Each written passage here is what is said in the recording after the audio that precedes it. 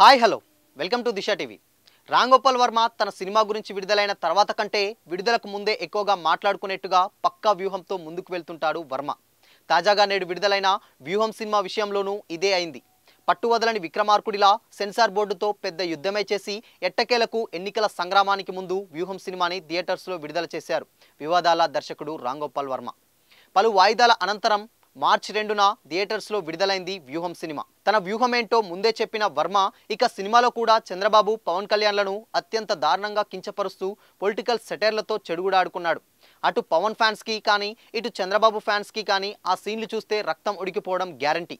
ఒక రకంగా వాళ్ళకి రక్త కన్నీరు చూపించాడు వర్మ. అయితే పవన్ కళ్యాణ్కి శ్రవణ్ కళ్యాణ్ అని, చంద్రబాబుకి ఇంద్రబాబు అని పేర్లైతే మార్చాడు కానీ సేమ్ వాళ్ళలాగే ఉండే వ్యక్తులతో వేషాలు వేయించి వర్మ వ్యూహంలో చుక్కలు చూపించారు.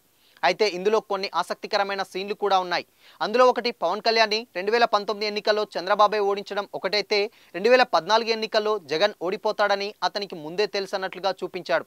2014 ఎన్నికల రిజల్ట్ ముందు రోజు వైఎస్ఆర్సీపీ నాయకులంతా గెలుస్తామనే ధీమాలో ఉండగా జగన్ సినిమాలో మదన్గా పేరు మార్చాడు వర్మ. అయితే జగన్ మాత్రం మనం ఓడిపోతున్నామని తన భార్య భారతి సినిమాలో మాలతితో ముందే చెప్పే సన్నివేశం ఆసక్తికరంగా ఉంటుంది. భారతి సినిమాలో మాలతిగా కూడా గెలుస్తున్నామనే ఆనందంలో ఉండగా మనం గెలవడం లేదు, ప్రజలు చంద్రబాబు అబద్ధపు హామీలు నమ్మారు, ఓట్లు అతనికే వేస్తున్నారని ముందే చెప్పారు జగన్. అంటే 2014 ఎన్నికల్లో ఓటమి జగన్కి ముందే తెలుసనే విషయాన్ని వ్యూహంలో చూపించారు.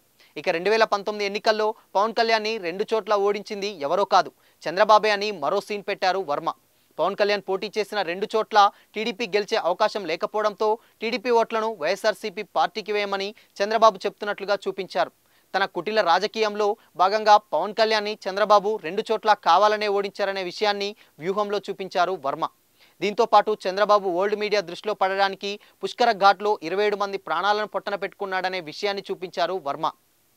తన పాపులారిటీ కోసం పుష్కర ఘాట్లో తొక్కిసలాటలో జరగడానికి ప్రత్యక్షంగానూ పరోక్షంగానూ చంద్రబాబే కారణమని వ్యూహంలో చూపించాడు. ఇందులో బోయపాటి మామని కూడా లాగాడు వర్మ. బోయపాటి పేరు రాయపాటిగా మార్చుతూ ఈ పుష్కర ఘాట్ తొక్కిసలాటలో కథ, స్క్రీన్ ప్లే, దర్శకత్వం ఆయనదే అన్నట్టుగా చూపించారు వర్మ. మొత్తంగా ఆంధ్ర రాజకీయాలు ఎన్నికల వేళ ఆర్జీవీ వ్యూహం సినిమాలో హాట్ టాపిక్గా మారింది.